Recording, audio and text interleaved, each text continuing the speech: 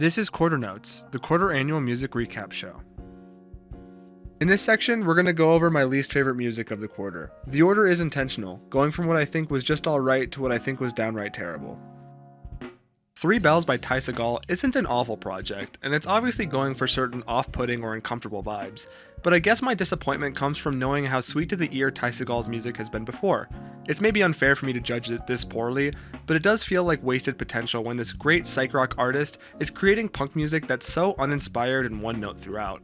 I understand part of punk music is about harsh aesthetics, but his songwriting has never really been his strongest trait in my opinion, so shifting towards a genre that really requires strong songwriting just didn't pan out. It's not awful, I just think if you want something punky and psychedelic in this lane that's doing it at a much higher caliber, Psychedelic Porn Crumpets has this beat any day of the week.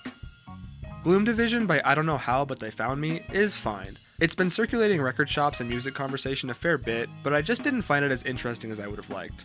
Some of the first few tracks set a really great tone and have genuine energy to the vocal and instrumental performances, but as it goes on, the songwriting and production work feel a bit too derivative of much of the popular rock it's trying to interpolate. I don't think it's awful by any means, but the band don't do much to set themselves apart from the crowd and are often borrowing enough sounds from their contemporaries to ruffle my ears. To me, the fresh ideas this album has seem to run dry by track 5, but if you're into Arctic Monkeys adjacent rock music, this might be your jam, so try the first couple of songs out for yourself.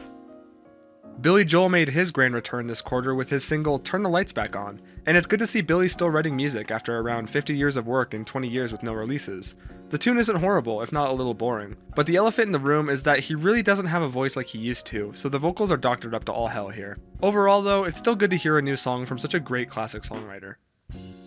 Alright, next we have this track Call Me Back by James Charles. I don't love talking about this person any more than I have to, given their rocky history with fan relations and certain power dynamics inherent to social influencers, but I have to call out this absolute joke of a single. All I can say about the vocal performance is that it's incredibly ambitious, attempting this curtain-dropping, belt-heavy ballad. But James clearly doesn't have strong enough vocals to carry this kind of performance, and I think the production work does a really sloppy job of trying to cover these blemishes.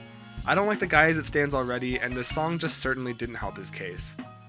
Alright, now I'm going to talk about a couple of artists that are sort of suffering from the same fate, with the projects Coming Home by Usher, This Is Me Now by Jennifer Lopez, and Everything I Thought I Was by Justin Timberlake. Being incredibly popular and successful in the early 2000s, these artists are struggling to choose between holding on to the musical styles that made them popular, most of which has aged pretty poorly from my perspective in the last 20 years, or push their music forward to the next generation and struggle to keep up with the rapidly evolving music culture. Ultimately, these artists chose to do both, clinging on to the past while also struggling to reach onto some relevance today, which they've done by featuring or straight up copying the talent of today.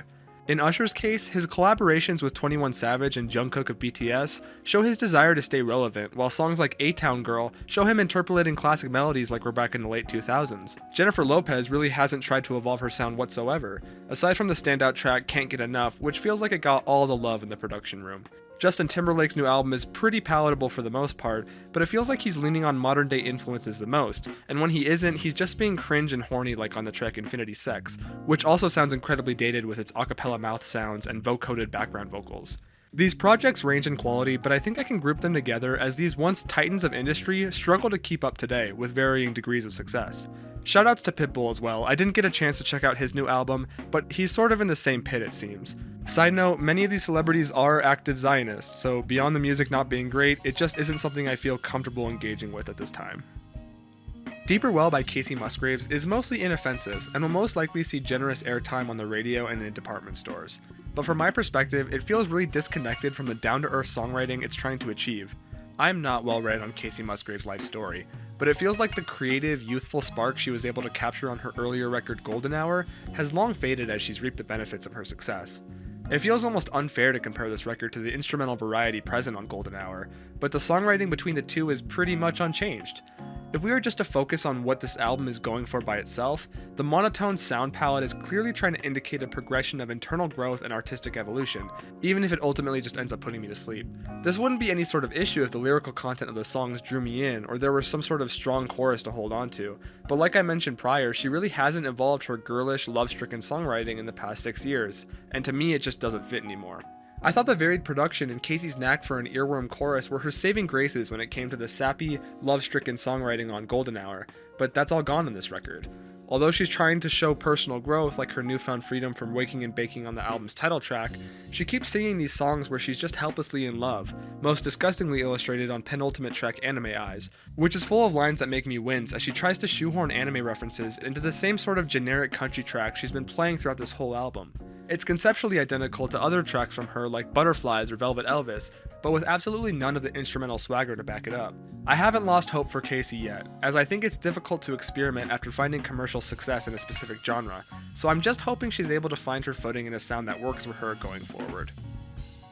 Alright, next up we have this EP from powerhouse duo Machine Gun Kelly and Trippie Redd. I listened to this once and it simply left a negative enough impression on me that I never want to put it on again, even to collect my thoughts for this review. So if you're seeking super in-depth analysis on genre sad boy, there are other people online who have already torn it to shreds. It sounds bad, the lyrics make me cringe constantly, and the vocals are just unlistenable, both from a performance standpoint as well as a production one. I only know one person who has been outwardly positive towards MGK's work in the past, and even he doesn't like this project, so I feel reassured in saying I absolutely do not recommend listening to this. I thought Trippie Redd was the better part of the collaboration, but that difference is so marginal, and I think both of them are pretty bad at what they're trying to do. Overall, it could have been worse, and I don't know if I would consider it a 0 out of 10 or anything, but if I am framing my thoughts into a rating system, I think giving this anything higher than a 2 is pretty unreasonable. Peanut by Lil Dicky is certainly not one of my favorite albums this quarter, being more suited for those who find it funny or authentic when art is purposely low effort or unappealing. Being the soundtrack for the TV show Dave, I can only imagine many of these tracks were just supposed to be playing in the background of busy scenes, where dialogue and other ambient noises distract from the actual content of the music. When you pull it into the spotlight though, this mostly intentional joke of an album comes across as incredibly embarrassing. It could be that my sense of humor just doesn't mesh with the jokes Lil Dicky is trying to tell here, but the way I see it, I just don't think he's a strong enough artist when he's actually trying to make anything ironically funny or so bad it's good with any sort of tact. The lyricism is all over the place, and based on what I've seen of Lil Dicky's freestyle clips, is probably mostly improv. But his constant motor-mouth flow, full of run-on sentences and rambling ideas, makes it so difficult to want to pay any attention to him long enough to glean anything other than his random embarrassing call-outs to his insecurity and strange sex life. Moments like the beginning of track Second Coming make it actually hard to decide if Dicky is one of the funniest people alive, making something with so many layers of irony it's somehow hilarious in its flawless execution of unfunniness, or if my surface-level interpretation of this comedy album is his true creative intention. Either way, I think I just have to judge what I hear, and what I hear is an onslaught of confusing, embarrassing anecdotes and random half-baked thoughts delivered in a way that feels so high on itself. Musically, this album borrows far too much from its influences, falling flat whenever it isn't directly ripping off an established artist's sound. In many moments, including the tracks Ali's Song, Burst, and I'm Drunk, he emulates sounds that were popularized by artists like Juice WRLD like 5 years ago, and the aforementioned Harrison Ave is a pretty poor shot at Chicago-style beats with this really repetitive chipmunk vocal sample. And in almost any case of him trying something else, it just sounds really generic and uninspired. There are moments where Dicky's able to cobble together a couple of bars that, just in terms of their flow and delivery, I would consider solid, but the rarity in which these moments happen just strengthens my theory that he may have just been making something low effort, with his brain intentionally giving 50%. Him doing so just so happens to create music that sounds like actual torture to my ears, so I hope whatever Lil Dicky decides to do next is something that requires him to try at least a little bit. Maybe Dave is a fantastic show, and maybe Lil Dicky is a secret ironic genius, but for now, all I can say is Peanut sucks. Alright, moving on, we have this track Facts by Ben Shapiro and Tom MacDonald. Putting aside all the bigoted nonsense you could pick apart for ages within this track, I feel like there are straightforward reasons as to why I just don't like it. The beat is downright obnoxious, taking the aesthetics of Thunder by Imagine Dragons and filling it with these brittle trap cymbals and hyper-masculine stadium chorus vocals. Obviously, it's both hilarious and infuriating that one of the loudest denouncers of hip-hop, Benjamin Shapiro himself, is featured giving a rap verse on this track. Sure, there's a ton of hate about the ideologies these two guys hold, but considering Ben's verse was most likely written by Tom MacDonald, getting him to say stupid shit like, "Dog, it's a yarmulke, homie, no cap," or "All my people download this, let's get a Billboard #1, is actually just downright hilarious. There's a ton here that just made me cringe lyrically, not only by its anti-PC nature, but also just in its arrogance and assumption that people actually care about these two goofballs beyond just dunking on them online. Give this one a listen if you're a bigot. Alright. Vultures 1 by Kanye West and Ty Dolla $ign. This album has a reputation for garnering fairly strong feelings, and it isn't hard to understand why if you've been following Kanye West as a person for a little while. I could spend a minute recounting the many problematic statements Kanye has made over the last 20 years, but the most important ones to recount for this press cycle are the 12 spices of anti-Semitism he's seasoned his career with since October of 2022. He's had a track record for making outrageous anti-PC claims throughout his career, usually spiking in occurrence conveniently before a new album release. But this time, his pro-Nazi sentiments struck a stronger negative chord with audiences. There's been a lot of discussion around separating this album as a piece of art from his problematic statements, and although he has let his bigoted thoughts leak into the album's lyrics, I find it a fair idea to judge the music on its own merits. As a Jewish person, I understand why Anthony Fantano decided to avoid reviewing this album, on the surface, as with the size of his platform, he would be alienating the part of his audience who condemn Kanye's actions, especially those personally affected by anti-Semitism. However, I find it hard to not also see this as a move to intentionally antagonize Kanye fans for content. If I were trying to talk about this album as little as possible, I wouldn't have invited Dupley on stream to high ground and embarrass them while discussing all the opinions on the album I supposedly didn't want to share. All of that aside, I do have the opportunity as a smaller channel to talk about the actual merit of this project, and whether or not it's worth looking past the politics to enjoy. The short version, it's really not. I've enjoyed plenty of Kanye projects during the peak of his relevancy. I have my Beautiful Dark Twisted Fantasy and Kids See Ghosts on vinyl because I think the mark he's made on the evolution of hip-hop production is undeniable and arguably unmatched. This has made it indescribably disappointing to listen to an album by him that is not only unfinished, which has become a theme for most Kanye releases recently, but overall phoned in. It feels like they outlined their motive for this project pretty explicitly in track 3. Kanye and Ty Dolla $ign are only making this project, and its assumed 2 planned sequels, to get paid. The opening track, Stars, actually opened things up on a promising note. I like the dramatic orchestration, even if the mix is a little strange, and I thought the chorus vocals were well placed. I wouldn't say the production is bad, and I think the mixing doesn't really improve throughout the rest of the album, but it just feels sloppy, whether intentional or not. The low, ghoulish synth tones just sour the vibe for me, and the drums sound withdrawn and like they lack drive. These same criticisms apply to the vocal delivery too. Kanye, in all honesty, sounds completely dissociated on this album, choosing to focus on the victories of his life, which involve a lot of gross depictions of sex as a show of power. I thought the best opportunity for him to save his image even slightly was to show a little bit of vulnerability on this record, but he mostly just shows his massive for whatever around him moves, as he continues to double down on alt-right ideologies and dog whistles. Art is subjective and all that, but I don't think the amount of sex Kanye is throwing in our faces on this album is normal for even hip-hop standards. Whether or not the quantity of it is worrying, the way he talks about women and relationships is just problematic for his audience to hear. People argue this stuff is just baked into the culture of hip-hop, and maybe that was true when it was a developing genre, but as social values have progressed, I think a lot of modern rappers have done a good job of shifting this kind of songwriting into something more thought-provoking than these surface-level, horny bars.